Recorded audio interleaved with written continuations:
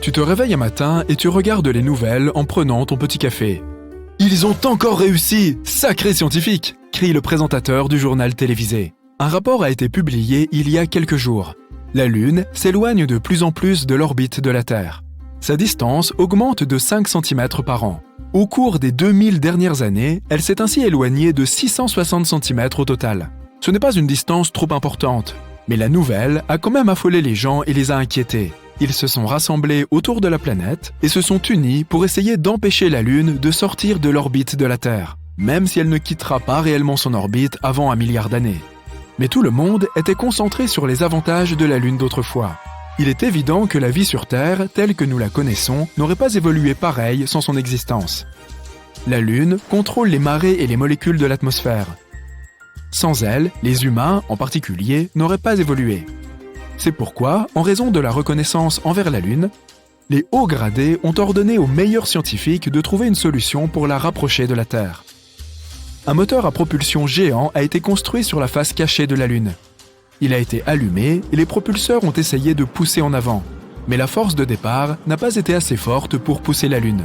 Au lieu de cela, il a incliné l'axe de la Lune, la faisant tourner lentement. Alors que la Lune tournait, les scientifiques se sont empressés de l'éteindre avant que le moteur n'atteigne sa pleine puissance, car il se dirigeait hors de sa trajectoire. L'état-major n'était pas d'accord et leur a ordonné de poursuivre l'objectif. Les scientifiques ont insisté sur le fait que les calculs n'étaient pas corrects et qu'ils ne savaient pas exactement ce qui pourrait se produire. Leurs préoccupations ont été ignorées et ils ont dû simplement regarder comment la puissance des moteurs augmentait. Les moteurs ont lentement poussé la Lune et la distance a diminué. Mais comme elle a été donnée au mauvais moment, l'angle visé allait créer des complications. La poussée et la gravité de la Terre ont assuré que la Lune suive l'orbite à une distance réduite. Mais avec la combinaison de la poussée initiale sur un angle indirect, la Lune a été dirigée loin de la Terre et s'est rapidement éloignée de sa trajectoire sur le point de quitter complètement l'orbite. Alors que tu finis ton petit déjeuner et que tu éteins la télévision, tu sors pour regarder la Lune. Elle est bien au-dessus de toi et apparemment en bon état. Le présentateur du journal télévisé a sûrement exagéré. Tu te remets au travail. Les problèmes de la Lune ne sont plus qu'une question accessoire. Même si c'était vrai, comment cela pourrait-il affecter ta journée ? La matinée semble donc normale, un jour comme les autres au bureau en fin de compte. Pendant ta pause déjeuner, tu vas en ville et tu remarques en chemin que le vent se lève, devient plus fort et plus froid.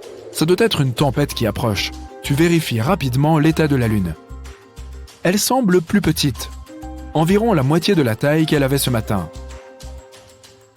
Mais c'est le milieu de la journée, donc elle est censée être de cette taille, n'est-ce pas ? Après avoir terminé ton repas au restaurant, tu pars et constates qu'il fait plus sombre. Le vent est beaucoup plus fort qu'avant, mais il n'y a pas de nuages d'orage dans le ciel.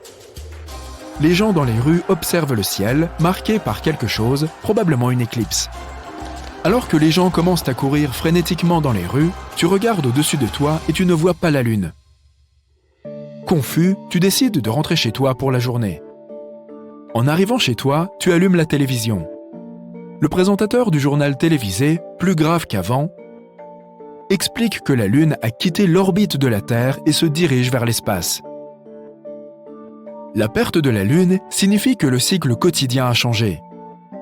Il n'y a plus que 6 à 12 heures de soleil par jour et plus de 1000 jours par an. « Je vais devoir travailler 2 fois moins », tu te dis avec enthousiasme en levant les bras en l'air.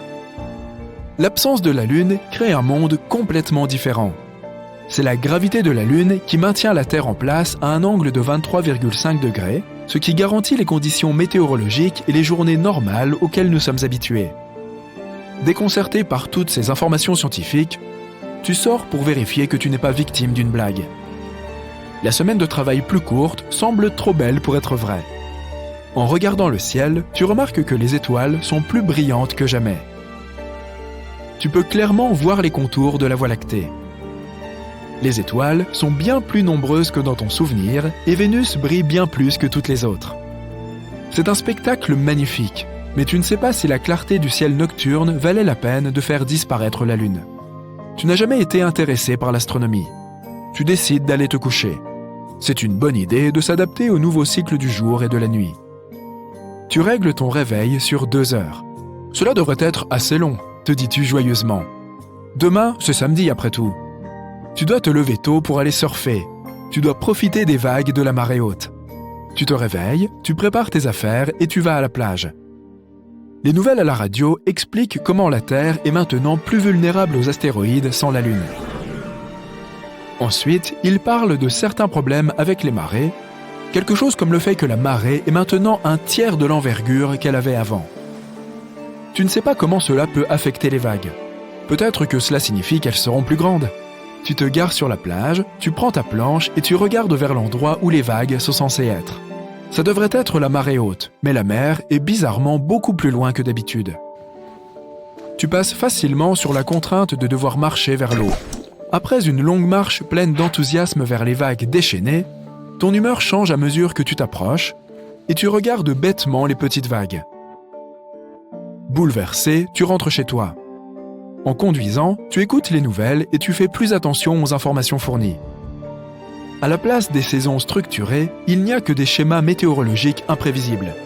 Les vents sont plus rapides et plus forts, ce qui crée des tempêtes plus puissantes, mais à certains endroits, rien ne change. L'équateur n'est plus forcément toujours chaud. Les pôles ne sont pas constamment froids. Les profondeurs de l'eau diminuent. Les marées s'ajustent uniquement à la gravité du Soleil, réduite à 1/3 des profondeurs d'avant la Lune. Partout dans le monde, les mers changent d'altitude, rétrécissent au niveau des pôles et le volume d'eau autour de l'équateur se déplace. La Lune régule les marées et fournit les changements périodiques qui sont un élément clé pour aider à la vie sur Terre. Les formes de vie aquatiques se déplacent vers les bas-fonds du monde entier. Les cycles de vie d'importantes formes de vie microbiennes ont été bouleversés. Tu ne pouvais pas imaginer que quelque chose d'aussi simple qu'un changement dans les marées pouvait être si important pour des milliards de formes de vie. L'eau et les précipitations, qui sont réparties sur toute la planète, ne peuvent plus assurer la subsistance là où elles le faisaient auparavant. Le climat est devenu plus extrême, plus chaud pendant de longues périodes et plus froid dans d'autres parties de la Terre. Au fil du temps, dans quelques milliers d'années, les déserts secs passeront à des périodes glaciaires. Ces changements intenses perturbent l'ordre naturel de toute chose pour la vie sur Terre. Non seulement la Lune contrôlait les marées et le temps, mais elle tirait les molécules de l'atmosphère en se déplaçant. Le mouvement désormais constant perturbe les molécules, créant des barrières pour l'évolution future. Tu rentres chez toi, bouleversé après avoir appris cette nouvelle décourageante. Non seulement tu ne pourras plus jamais surfer, mais toute la vie sur Terre va changer. Une ère de récession a commencé. Au cours de l'année suivante, la flore et la faune changent pour s'adapter à ce nouveau monde. Les animaux migrateurs qui se dirigeaient vers des pâturages plus verts ne trouvent rien du tout. Les oiseaux sont complètement désorientés par le changement des saisons. Les animaux qui hivernent entrent et sortent de leurs abris au mauvais moment, et la végétation a du mal à pousser en raison du manque de lumière du soleil. Les animaux nocturnes ne peuvent pas voir sans l'aide guidée du reflet de la Lune. Bien que Vénus soit la source de lumière la plus brillante lorsqu'il fait nuit, elle ne représente qu'un millième de fraction de la luminosité de la Lune. Les animaux prédateurs qui chassent la nuit ne sont pas capables de trouver leur proie, ce qui donne l'occasion aux petits animaux de prospérer. Bien que la vie sur Terre ait changé, elle continuera d'exister. Mais ces changements soudains constitueront un test pour tous les domaines de la vie. Au fil du temps, il sera très intéressant de voir quelles espèces se seront adaptées et auront évolué. Un monde où les rats et les souris seraient plus importants en raison de leur capacité d'adaptation pourrait faire émerger une nouvelle espèce dominante. Dans des millions d'années d'évolution, ce sont surtout leurs descendants qui prospéreront. Nous pourrions voir des souris herbivores de la taille d'un buffle traverser les plaines et des rats de la taille d'un tigre errer dans les jungles. Des souris arboricoles dotées de longs bras pourraient se balancer entre les branches. D'autres se déplaceront probablement vers les mers à la place des mammifères pour se nourrir de la vie aquatique. Des rats prédateurs aux grands yeux pourraient avoir des traits similaires à ceux des chauves-souris, avec écolocation et devenir les maîtres de la nuit. Toutes les nouvelles espèces qui apparaîtront, sans aucun doute, continueront à être suivies par les humains, où qu'ils soient. Tu as toujours voulu goûter une salade venue de l'espace? Eh bien, tu pourras peut-être le faire un jour. Des chercheurs ont prélevé du sol lunaire et ont réussi à y faire pousser des plantes. À la fin des années 60 et au début des années 70, c'était la première fois de notre histoire que nous mettions le pied sur une surface étrangère à la Terre. Lors des voyages sur la Lune, dans le cadre du programme Apollo, les astronautes ont ramené des roches et de la terre afin de les étudier. Certains scientifiques pensaient que ce serait une bonne idée de conserver ce sol, d'y mettre quelques graines et de voir ce qui se passe. Ils n'ont rien fait au début, conscients que des décennies plus tard, ils disposeraient d'équipements plus avancés pour mener ces études. Les chercheurs ont nommé ce sol lunaire régolithe et ont utilisé les graines d'une plante particulière au nom compliqué d'Arabidopsis thaliana, que l'on trouve essentiellement en Asie, en Europe et dans certaines régions d'Afrique. Elle est similaire à des légumes comme le chou-fleur, les choux de Bruxelles et le brocoli. Ils ont croisé les doigts, incertains de ce qui allait se passer. La seule chose qu'ils savaient, c'est que le sol lunaire était trop pauvre en nutriments pour y faire pousser des plantes. Ils ont donc simulé un sol lunaire à base de cendres volcaniques pour reproduire les conditions de la Lune et se sont mis au travail. Comme ils avaient besoin de deux comparatifs distincts, ils ont planté ces graines dans le sol terrestre. C'était une expérience. Ils ont aussi planté quelques graines dans le sol lunaire en guise de variables. Ils ont fait très attention et n'ont utilisé qu'un seul gramme de sol lunaire pour cette expérience. À leur grande surprise, il n'aura fallu que 2 jours pour apercevoir de petites feuilles vertes et 6 jours pour qu'elles soient bien visibles. Mais malheureusement, après le 6e jour, les plantes du sol lunaire ont cessé de pousser. Ce terrain n'était pas suffisant pour fournir les nutriments nécessaires au développement des plantes. Les graines du sol terrestre, en revanche, ont poussé abondamment. Mais tout n'était pas perdu. Même si les plantes lunaires n'ont pas continué à pousser, elles ont survécu et ont été récoltées 20 jours plus tard. Hélas, elles n'avaient toujours pas produit de délicieuses salades cosmiques. Les chercheurs ont ensuite étudié l'aspect biologique de ces plantes et ont découvert que la croissance des plantes lunaires subissait un certain stress, comme si elles poussaient dans un environnement difficile comparé à leurs homologues présents dans le sol ordinaire de notre planète. En tout état de cause, cette étude a été un franc succès. C'était la première étape en vue de la culture d'aliments dans un sol étranger à la Terre. La NASA avait prévu une nouvelle mission d'alunissage en 2024, mais à cause de certaines complications, elle a été repoussée à 2026. Ce sera la première fois qu'une personne posera le pied sur la Lune depuis Apollo 17 en 1972. Cette prochaine mission habitée sur la Lune nous permettra de collecter davantage d'échantillons de sol lunaire afin d'expérimenter avec d'autres cultures et voir lesquelles peuvent survivre le plus longtemps. Le sol lunaire à l'état naturel est loin d'être un sol d'une qualité comparable à celui que nous avons sur Terre, mais nous pourrions trouver un moyen de réduire le stress que les plantes qui y poussent doivent endurer. Peut-être que cela leur permettra de se développer dans des conditions similaires à celles d'un cadre naturel plus approprié. Il pourrait aussi y avoir d'autres matériaux sur la Lune, capables d'aider les plantes à pousser sainement. La mission s'inscrira dans le cadre du programme Artemis et c'est la compagnie SpaceX qui a été chargée de construire le module d'alunissage. Dans un premier temps, ils procéderont à un vol de reconnaissance d'environ 3 semaines, puis enverront des astronautes se poser au pôle sud de la Lune. Comme cette zone n'est pas atteinte par la lumière du Soleil, les scientifiques pensent qu'il pourrait s'y trouver des cratères de glace qui pourraient être exploités pour fabriquer le carburant des fusées. Cela réduirait le coût des futures expéditions sur la Lune, puisque l'ensemble du carburant n'aurait pas à être importé depuis la Terre. Outre la possibilité de faire pousser des plantes dans le sol lunaire, l'exploitation de l'eau présente dans ces cratères comme carburant serait un autre moyen de rendre la Lune autosuffisante en vue de l'exploration spatiale. Mars serait l'un des endroits les plus difficiles à coloniser si l'on considère le nombre de conditions terrestres indispensables à la vie. Mais les scientifiques pensent qu'avec le bon degré d'ingénierie et les circonstances adéquates, Mars pourrait potentiellement devenir notre nouveau foyer. La planète rouge a une gravité inférieure à celle de la Terre, ce qui signifie que construire des bâtiments avec une infrastructure adaptée ne serait pas un si gros problème. Nos horloges biologiques ne seraient pas trop affectées non plus, puisqu'une journée sur Mars est environ 40 minutes plus longue que sur Terre. Elon Musk envisage d'envoyer des robots pour éprouver les conditions sur Mars avant que les humains n'y mettent les pieds. Ces robots seront des humanoïdes imitant la façon dont les gens marchent et se déplacent. Il est essentiel qu'ils adoptent ce design spécifique pour voir comment les conditions de la planète nous affecteraient physiologiquement. Ces robots pourraient aussi commencer à construire des bâtiments où les gens pourront plus tard vivre et travailler. Il nous faudrait une percée considérable dans nos avancées agricoles pour faire pousser des cultures dans un environnement aussi hostile. Bien qu'on l'appelle la planète rouge, Mars est en fait froide. Nous devrions donc construire des structures gigantesques en forme de dôme pour abriter une population humaine. Elles devraient être suffisamment autosuffisantes pour ne pas avoir à dépendre des ressources naturelles de la Terre. Ces dômes nous protégeraient des tempêtes de sable et des températures glaciales. Une mission vers Mars n'aura peut-être pas lieu de notre vivant, mais pour l'instant, nous pouvons en préparer les premiers pas. Puisque nous avons découvert qu'il était possible d'utiliser le sol lunaire pour faire pousser quelque chose, l'étape suivante consiste à mieux comprendre le processus. Nous n'habiterons pas la Lune de sitôt, alors nous pouvons utiliser les études du sol lunaire pour nous aider à résoudre certains problèmes sur Terre.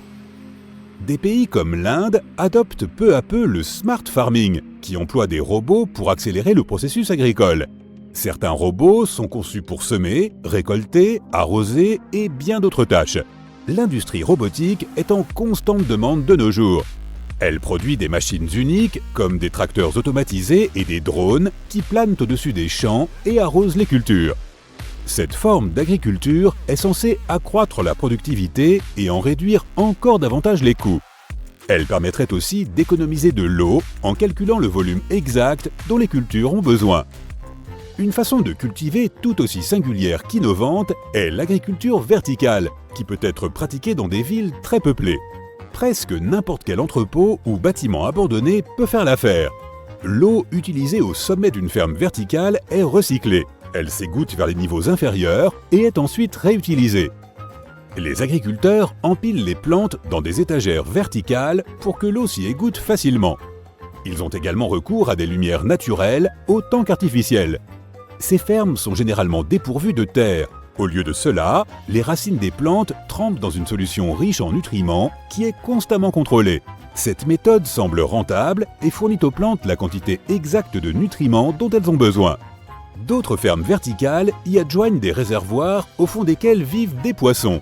Ceux-ci produisent des déchets qui sont très riches en nutriments. Les plantes peuvent donc les utiliser comme nourriture. Les fermes verticales sont de plus en plus populaires et pourraient à terme remplacer l'agriculture traditionnelle. L'agriculture verticale permettrait aux exploitants d'atteindre un rendement presque 10 fois supérieur à celui d'un champ ordinaire. Et tout cela parce qu'ils utilisent l'espace au-dessus comme en dessous. Ils n'ont pas non plus à s'inquiéter des petites bestioles qui grignotent leurs récoltes, seulement de celles qui volent. L'agriculture sous serre devient de plus en plus répandue. Les cultures qui poussent en extérieur sont toujours confrontées à des dangers naturels qui peuvent les endommager. Mais avec l'agriculture d'intérieur, nous n'avons pas autant à dépendre des saisons pour produire certaines cultures.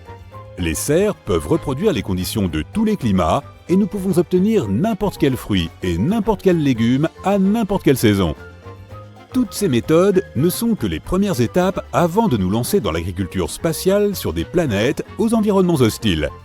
Faire pousser des plantes dans l'espace n'est pas quelque chose de nouveau.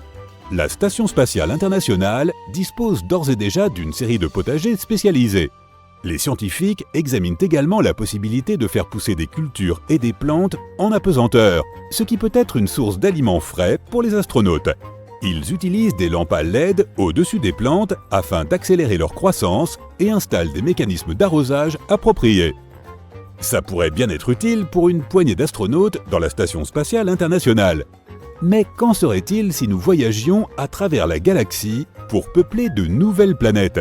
Il faudrait envisager un vaste espace dédié à l'agriculture d'intérieur. Par ailleurs, notre technologie pourrait être si avancée d'ici là que nous n'aurons même plus besoin de légumes ni de fruits dans notre alimentation quotidienne. Il y aura peut-être d'autres trucs délicieux à grignoter, mais j'aimerais autant goûter à cette salade cosmique. Allez, s'il te plaît. Possible d'avoir des croûtons avec ça ? Neil Armstrong s'est préparé à sa mission sur la Lune pendant plus de 3 ans. Pour tenir face aux conditions de microgravité, il a dû apprendre à se déplacer latéralement et, attaché et suspendu à un certain angle, à marcher sur les murs. Il a aussi dû tester ses limites en suivant un régime alimentaire et un programme de sommeil très strict. Dans l'espace, il ne disposerait que de bœuf et de légumes déshydratés. À l'époque, les astronautes devaient passer du temps dans le désert, la jungle, en pleine mer et même en Arctique pour faire l'expérience des conditions les plus extrêmes. Aujourd'hui, les choses sont plus structurées, mais en ce temps-là, on lâchait simplement les équipages en pleine nature, sans provision, en attendant de voir s'ils s'en sortiraient. Avant de voyager vers la Lune, il a dû recueillir et étudier des échantillons de roches dans le Grand Canyon, explorer d'anciennes formations volcaniques dans un site sécurisé du Nevada et examiner des évents de gaz et de lave, des lacs de magma et des cratères sur l'île d'Hawaï. Le 20 juillet 1969, on a servi à Armstrong un copieux petit déjeuner avant le décollage. Steak, œufs, pain grillé, jus et café. Il s'agissait de ce que les médecins appellent un repas à faible résidu et qui lui permettrait de ne pas aller aux toilettes trop rapidement. Il lui a fallu 109 heures et 42 minutes pour atteindre la surface de la Lune, dans une zone appelée la mer de la Tranquillité. Il a dû parcourir 386 242 km pour y arriver.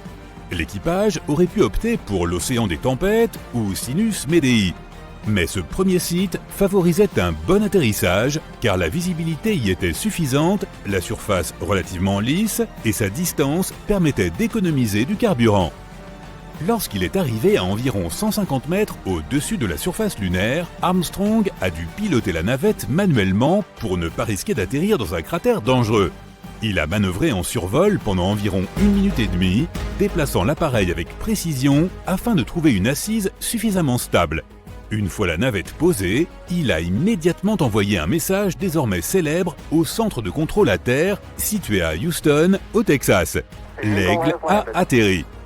Il a ensuite descendu l'échelle du module lunaire, filmé par une caméra fixée à l'engin. La caméra transmettait les images vers la Terre, où des centaines de millions de personnes suivaient attentivement sa progression. À 22h56 précise, ce même jour, Armstrong a posé le pied sur le sol lunaire en déclarant « C'est un petit pas pour l'homme, mais un bond de géant pour l'humanité ». Le planning indiquait que l'astronaute devait dormir avant d'aller marcher sur la Lune pour la première fois, mais Armstrong a choisi de sortir plus tôt que prévu. Manifestement, dormir était impossible. Si Armstrong était sorti de l'appareil sans le respirateur de sa combinaison, il aurait perçu une odeur étrange de moisi et de soufre. Il ne l'a senti qu'après être retourné à l'intérieur du module. De la matière avait adhéré à sa combinaison et l'odeur s'est répandue dans toute la cabine. Il l'a plus tard comparée à celle qu'on sent dans une cheminée humide ou celle qui flotte dans l'air après un feu d'artifice. Qui aurait pu imaginer qu'une bougie parfumée aurait été nécessaire dans une navette spatiale ? À part ceux qui sont allés sur la Lune depuis lors, personne n'a pu savoir précisément en quoi consistait cette odeur. Au retour de cette première mission, des échantillons de sol et de roches lunaires rapportés dans des récipients hermétiques ont été livrés à des laboratoires. Mais étrangement, une fois ceux-ci ouverts, aucune odeur n'a pu être constatée. Il a également affirmé que la surface de la Lune était ferme et poudreuse, et qu'il n'avait pas eu de difficulté pour se déplacer. Un autre membre de son équipage l'a rejoint environ 20 minutes plus tard. Leur promenade sur la Lune a duré un peu plus de 2 heures. Au cours de leur sortie, Armstrong et son coéquipier ont installé divers appareils sur la surface de notre satellite.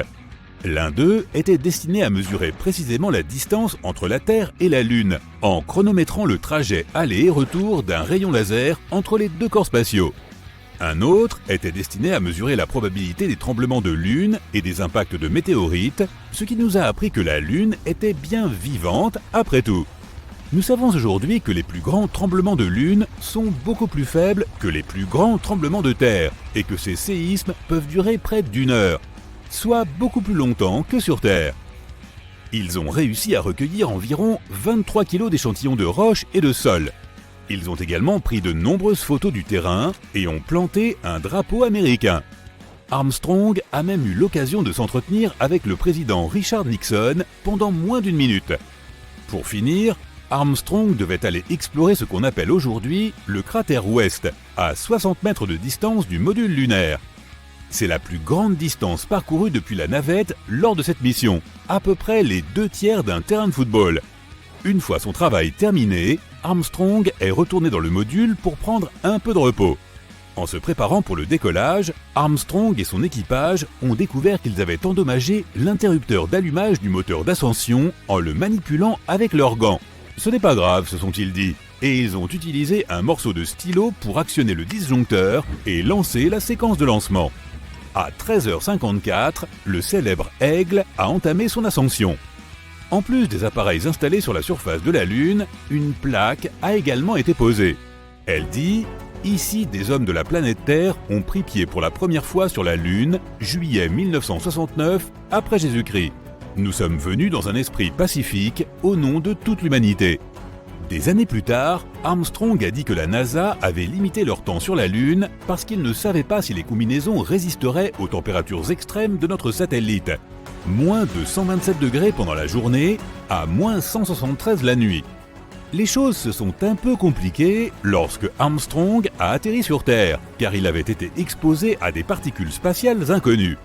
Conséquence, avec son équipe, ils furent placés en quarantaine dès leur retour, aussitôt après l'atterrissage de leur capsule dans l'océan Pacifique, le 24 juillet.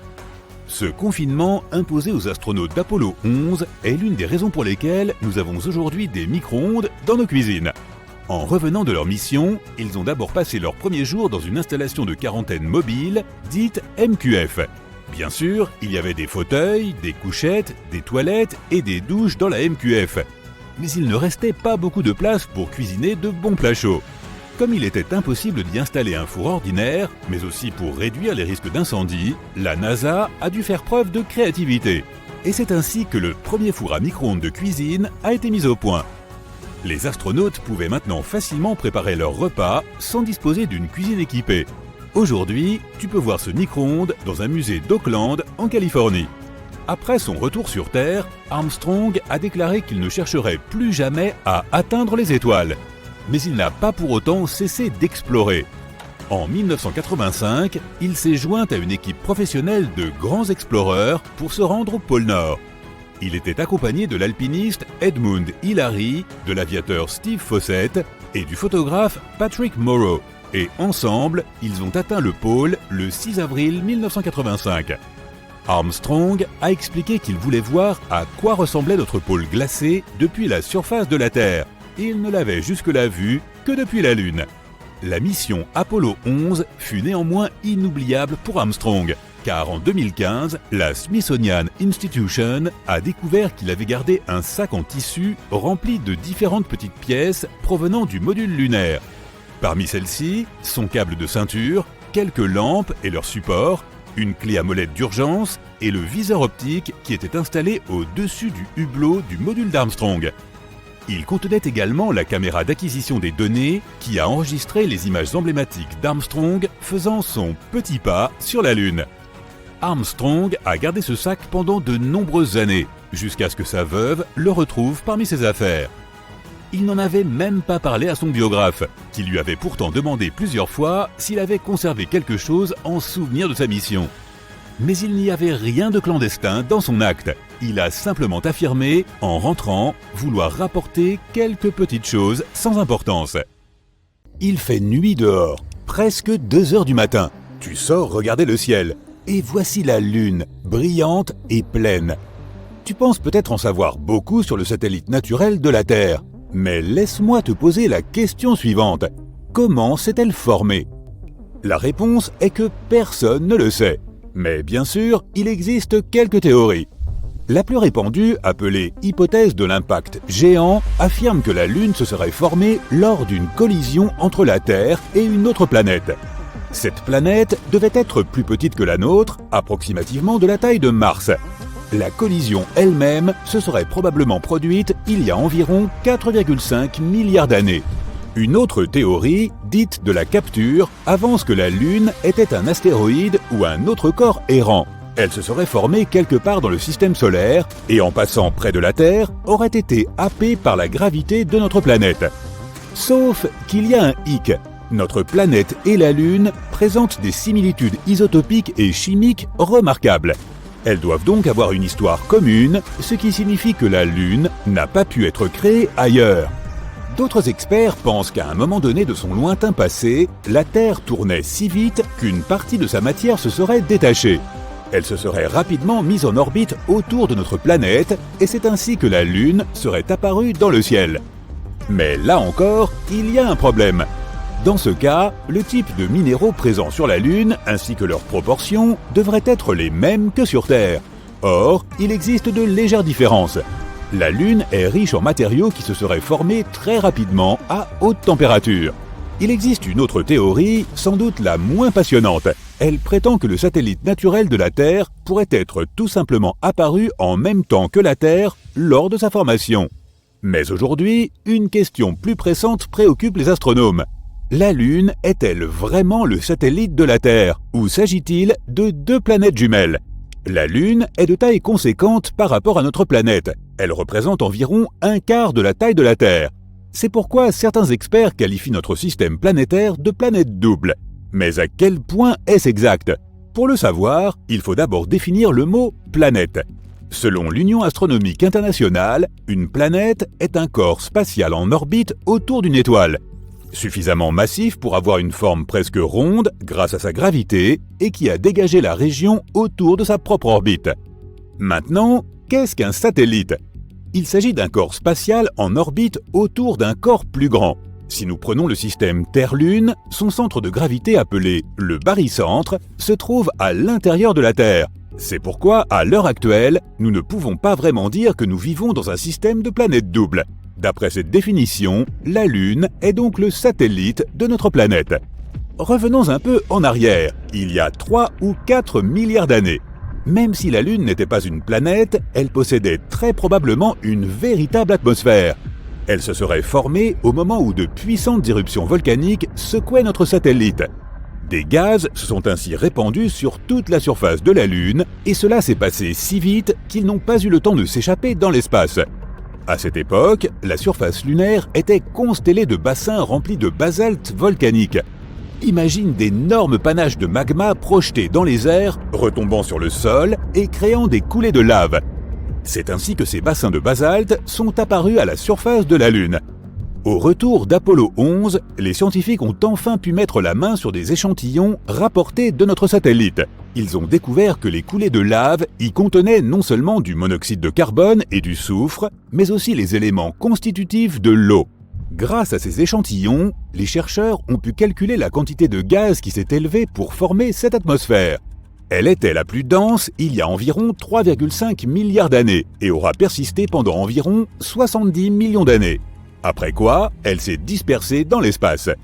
Mais le plus surprenant, lorsque la Lune avait une atmosphère, elle était également 3 à 10 fois plus proche de notre planète. Une simulation informatique suggère même que la Lune était probablement jusqu'à 19 fois plus proche qu'elle ne l'est aujourd'hui. La distance qui la séparait de notre planète aurait pu être de 30 000 km. Alors qu'aujourd'hui, notre satellite se trouve à environ 384 000 km. Ainsi, la Lune paraissait beaucoup plus grosse dans le ciel. Mais hélas, à l'époque, il n'y avait même pas de dinosaures pour admirer la vue. De nos jours, l'atmosphère de la Lune est presque inexistante. C'est pourquoi le satellite ne peut pas se protéger des météorites et la surface de la Lune est parsemée de cratères. À titre de comparaison, il y a environ 190 cratères d'impact identifiés sur notre planète. Beaucoup d'entre eux sont cachés par la végétation ou recouverts d'eau. Mais si l'on parle de la Lune, leur nombre est bien plus important. Il y en a plusieurs millions, et environ 5000 d'entre eux mesurent plus de 19 km de diamètre. Comme la Lune est géologiquement moins active que la Terre, ces cratères et autres formations anciennes restent en parfait état depuis des siècles. Lorsque tu regardes la Lune, c'est l'objet le plus brillant du ciel nocturne. Mais en réalité, sa surface est plutôt sombre, car le facteur de réflexion de notre satellite naturel est juste un peu plus élevé que celui de l'asphalte. Tu sais peut-être que l'attraction gravitationnelle de la Lune provoque des marées sur notre planète en faisant gonfler les océans à la fois du côté le plus proche de la Lune et du côté le plus éloigné. Mais ce n'est pas tout. La Lune ralentit également la rotation de la Terre. Ce phénomène est connu sous le nom de freinage par effet de marée. Il augmente la durée d'une journée sur Terre d'un peu plus de 2 millisecondes tous les 100 ans. La Lune s'éloigne également de la Terre à la même vitesse que tes ongles poussent. Cela représente environ 4 cm par an. Si un jour la Lune part au loin dans l'espace, notre planète traversera des moments difficiles. Sans l'attraction stabilisatrice de la gravité lunaire, l'inclinaison de la Terre commencerait à changer de façon spectaculaire. De l'absence d'inclinaison, ce qui signifie qu'il n'y a pas de saison, à une forte inclinaison capable d'entraîner des conditions météorologiques extrêmes. Même si la surface lunaire est pratiquement inactive, le satellite naturel de la Terre connaît encore des tremblements de Lune. Selon une théorie, ces séismes seraient dus au fait que celle-ci rétrécit et que son cœur se refroidit. Les scientifiques affirment que la Lune aurait perdu environ 45 mètres de tour de taille comparé à son gabarit d'il y a plusieurs centaines de millions d'années. Pour t'aider à visualiser ça, imagine un raisin qui se transforme en raisin sec. Il se ride tout en rétrécissant, et il en va de même pour la Lune. Elle rétrécit et se ride. Mais contrairement au raisin, la Lune n'a pas une peau souple. Sa surface est dure et cassante. Ainsi, à mesure que la Lune rétrécit, la croûte se fissure et se brise, et les morceaux sont repoussés contre les morceaux voisins. Tu veux savoir une autre chose épatante sur la Lune ? Une étude récente affirme qu'elle aurait eu une queue, et chaque mois, celle-ci s'enroule autour de notre planète comme une écharpe. Cette fine traînée est composée de millions d'atomes de sodium, et notre planète passe régulièrement au travers. Ce sont les météorites qui projettent ces atomes de sodium hors de la surface lunaire jusque dans l'espace. Chaque mois, pendant plusieurs jours, la Lune se trouve entre le Soleil et notre planète. C'est à ce moment-là que la gravité terrestre capte cette queue de sodium. Notre planète l'entraîne en une longue bande qui s'enroule autour de notre atmosphère. Cette queue lunaire est totalement inoffensive. Elle est également invisible à l'œil humain, soit 50 fois moins lumineuse que ce que nous sommes capables de percevoir. Mais en de rares occasions, de puissants télescopes peuvent repérer sa faible lueur jaunâtre dans le ciel. Cette queue ressemble à une trace lumineuse dont le diamètre est 5 fois supérieur à celui de la pleine Lune. Et maintenant, crois-le ou non, mais il y a 2 ou 3 ans, un astéroïde a été attiré dans l'orbite de la Terre et a commencé à tourner autour de notre planète. Même s'il n'était pas plus gros qu'une voiture ordinaire, il s'agissait d'un événement important. Sur plus d'1 million d'astéroïdes connus des astronomes, ce n'était que le 2e à orbiter ainsi autour de la Terre. Baptisé 2020 CD3, il aura été notre mini-lune temporaire. Mais il n'est pas resté longtemps dans les parages. L'astéroïde suivait une autre orbite et s'est lentement éloigné.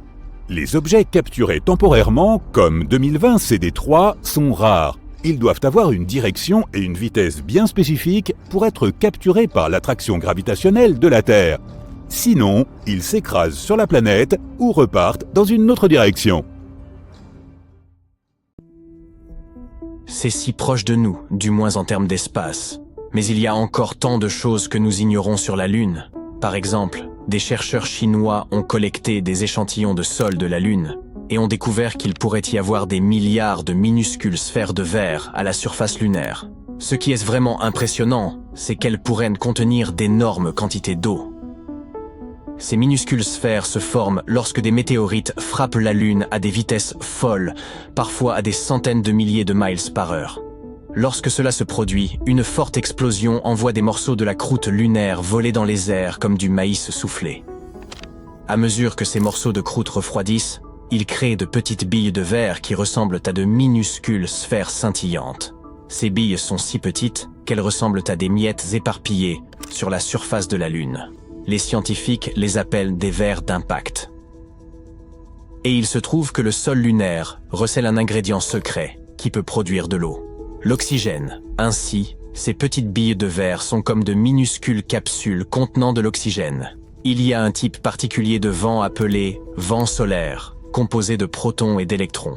Lorsque les protons entrent en collision avec les capsules, ils se mélangent à l'oxygène à l'intérieur et finissent par produire de l'eau. Mais la partie la plus étonnante est que certaines de ces boules de verre contenant de l'eau se cachent sous une couche de poussière lunaire appelée régolithe. Ainsi, si nous partons en mission sur la Lune, nous aurons des réservoirs d'eau cachés sous terre. C'est comme si quelqu'un avait préparé des conserves pour notre survie. Parce que vous ne pouvez pas boire cette eau directement de ces perles de verre, Vous êtes censé les collecter puis les faire bouillir dans un four pour extraire l'eau. Lorsqu'elles refroidissent, elles libèrent de la vapeur, de sorte que vous aurez de l'eau liquide ordinaire dans une bouteille. De cette façon, les astronautes en mission pourront rester plus longtemps là-haut en tenant compte de ces réserves secrètes. Et le plus cool, c'est que ces billes de verre sont très répandues sur la Lune. Elles sont dispersées des pôles à l'équateur, ce qui signifie qu'il pourrait y avoir suffisamment d'eau même pour des générations qui pourraient venir y vivre un jour.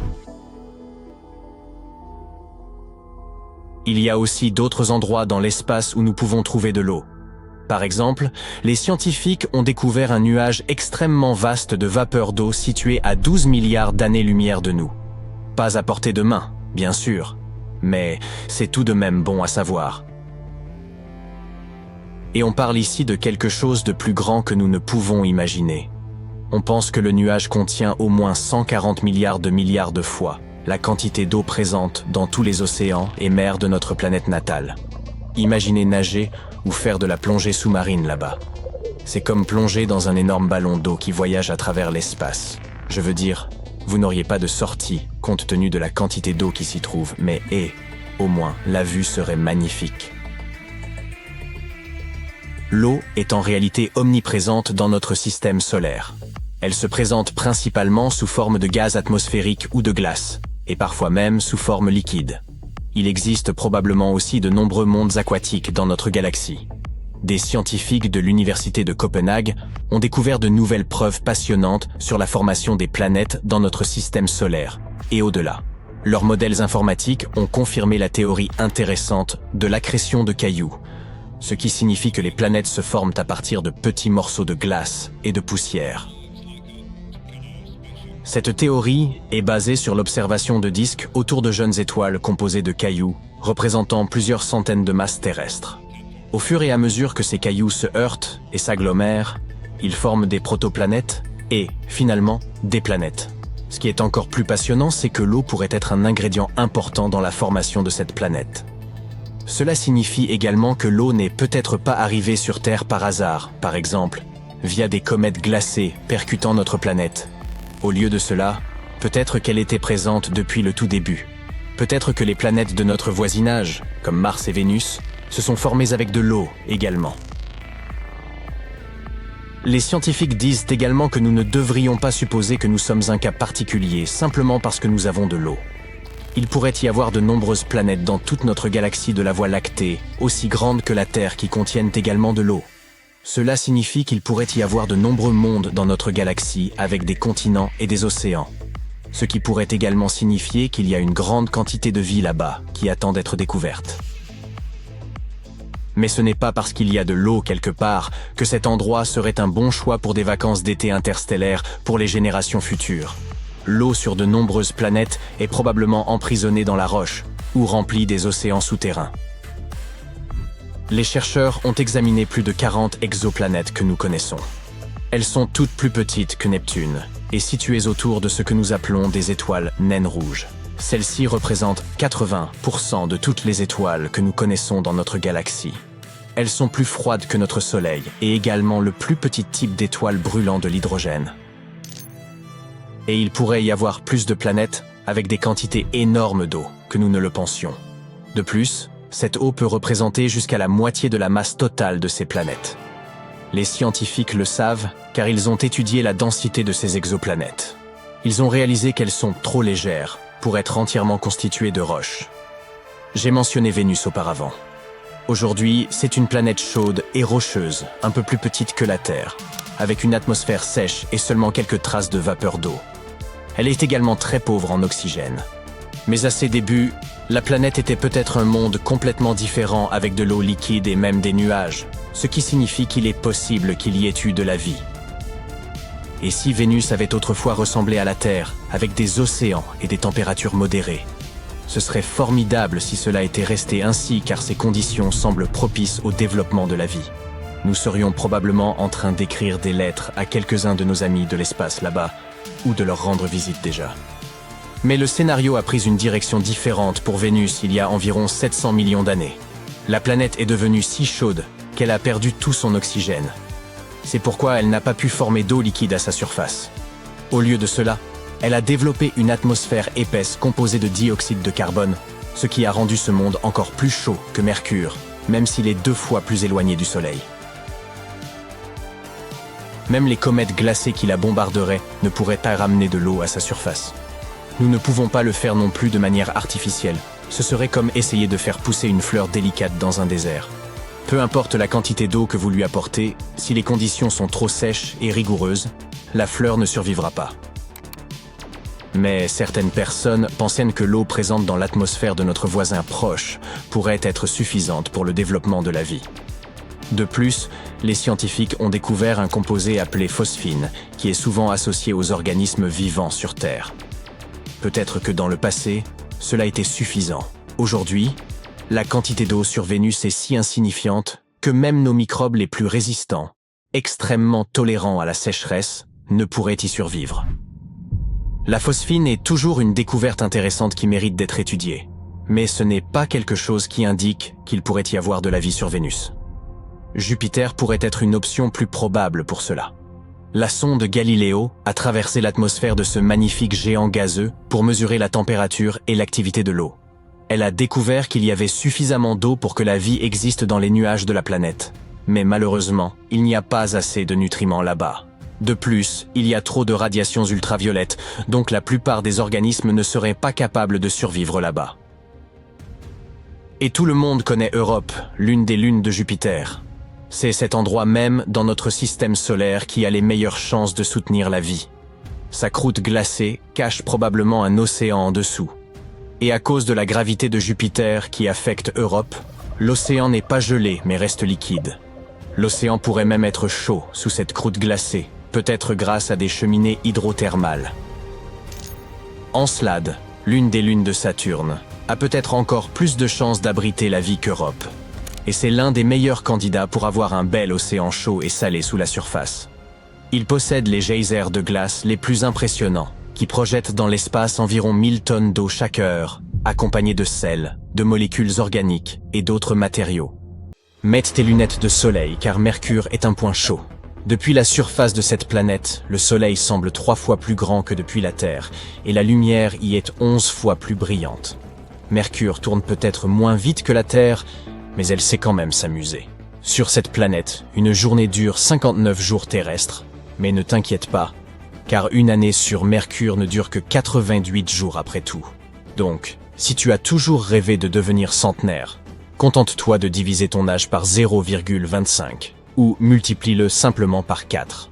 Tu obtiendras ainsi ton âge mercurien approximatif. C'est simple comme bonjour. N'oublions pas non plus l'orbite bizarre de Mercure. Pour 2 révolutions autour du Soleil, elle effectue 2 tours sur elle-même. Cela signifie que chaque hémisphère bénéficie d'une année complète de lumière du jour, suivie d'une longue nuit. Les fuseaux horaires seraient un incroyable micmac sur cette planète. C'est pourquoi nous nous en tiendrons à l'heure de Paris. Son de reniflement. Burke, quelqu'un a-t-il oublié de sortir les poubelles? Pourquoi ça sent l'œuf pourri ici? Ah, désolé, c'est parce que nous nous trouvons maintenant sur Vénus et ces nuages fétides ne sentent vraiment pas la rose.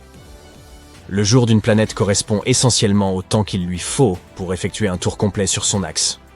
Vénus prend clairement son temps pour le faire, bien plus lentement que la Terre, à vrai dire. Ainsi, un jour sur Vénus dure 243 jours terrestres, soit près de 6000 heures. C'est là que les choses se compliquent. Comme le jour de Vénus est extrêmement long, nous utilisons en fait le jour terrestre comme norme pour mesurer le temps sur la planète. Cela signifie qu'il n'y a qu'un seul fuseau horaire pour toute la planète. C'est pratique, non? L'année vénusienne est d'environ 225 jours. Ainsi, si tu fêtais le Nouvel An sur Terre en l'an 2000, il s'agirait de l'année 3251 de Vénus. Pour mesurer le temps sur Vénus, nous pouvons nous rapporter à l'année locale, composée de 225 jours terrestres. Mais tous les 3 ans environ se trouve une année supplémentaire plus brève, composée de seulement 224 jours. Les années bissextiles existent aussi sur Terre, mais elles fonctionnent dans l'autre sens. Nous voici arrivés sur la planète Terre. Wouhou! Combien de fuseaux horaires avons-nous sur cette grosse boule bleue? Roulement de tambour, s'il vous plaît. Il y en a 24. Et savais-tu qu'il est tout à fait permis de jouer avec ces fuseaux? En effet, dans environ 80 pays, principalement en Europe et en Amérique du Nord, existe ce qu'on appelle l'heure d'été. Il s'agit d'avancer les horloges d'une heure pendant l'été afin de pouvoir profiter de ce doux soleil. Mais attention, chaque pays a ses propres règles concernant l'heure d'été. Alors assure-toi de ne pas faire la grasse matinée le jour même où tu étais censé travailler une heure plus tôt.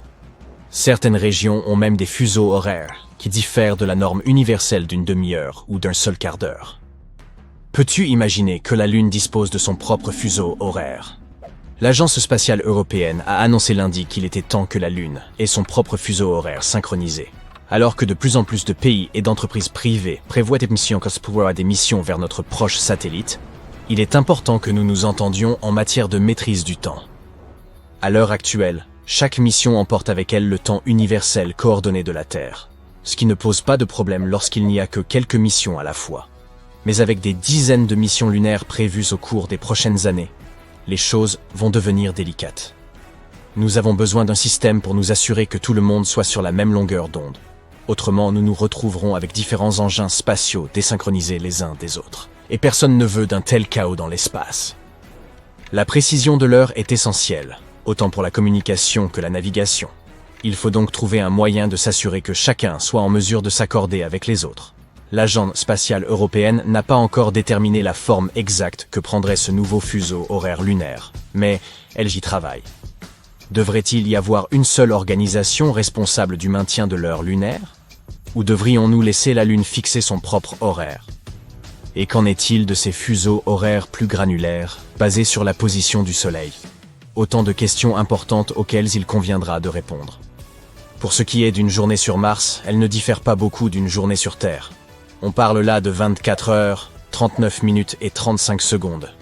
Une année martienne correspond à une année terrestre, 8, ce qui signifie que l'année terrestre 2000 s'est produite en l'an martien 1063. J'allais oublier de mentionner que l'année martienne compte 668 jours locaux. Nous avons réglé la question du calendrier martien, mais Mars aura besoin de ses propres fuseaux horaires. En raison de son orbite allongée, la différence entre les heures d'été et d'hiver sera importante.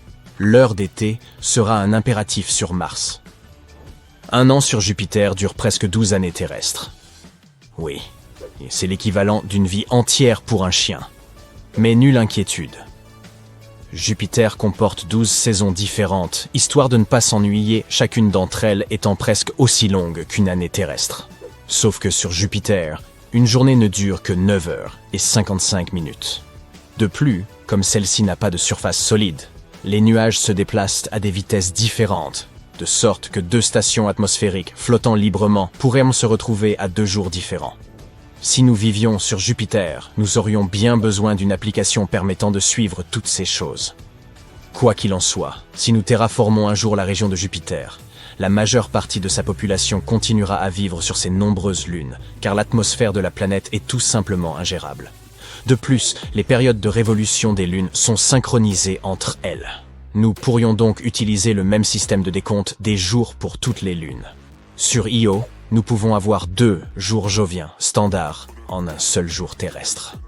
Comment convertir tout cela? Eh bien, nous pourrions avoir 1 minute de 53 secondes et 1 heure de 103 minutes. On peut aussi s'en tenir aux minutes et aux heures terrestres, et avoir une journée de 21 heures et 13 minutes. Quel âge as-tu? J'ai 200 jours et toi? Cela nous semblerait bien étrange à nous habitants de la Terre, mais les gars sur Saturne décompteraient leur âge en jours. Une année sur Saturne, c'est très long, plus de 29 années terrestres. Les enfants n'auraient droit qu'à une fraction d'année, tandis que les plus âgés excéderaient rarement 3 ans. Ainsi, pour garder une trace du temps sur Saturne, nous pourrions diviser une année saturnienne en 29 ou 30 saisons. Fait amusant, Saturne n'a même pas de surface solide non plus. Il n'y a que des nuages en rotation qui tournent à des vitesses différentes. Mais nous pourrions tout de même y installer des ballons de recherche ou d'extraction d'hélium capables d'y flotter. Une année uranienne dure 84 années terrestres. Pour faciliter les choses, nous nous en tiendrons donc aux années terrestres pour nos calculs, et les années uraniennes, naturelles, pourront être utilisées pour des occasions spéciales, comme le fait d'atteindre l'âge canonique d'une seule année uranienne. Comme Uranus n'a pas de surface solide, la période de rotation est très variable. Seules les missions scientifiques et les sociétés d'extraction d'hélium sont assez audacieuses pour s'aventurer dans cette atmosphère. De plus, chaque lune a son propre système de calendrier. Plutôt déroutant. La plupart des gens ne fêteront jamais une année neptunienne cependant. Un an sur Neptune, c'est vraiment beaucoup trop long pour que nous autres, humains, restions dans les parages. Mais ne t'en fais pas. Nous déballerons quand même les confettis et les cotillons pour les grandes occasions, comme lorsque cela fera 2 ans que le premier vaisseau spatial aura atteint Neptune. Le reste du temps, nous utiliserons les années terrestres pour tous nos besoins propres.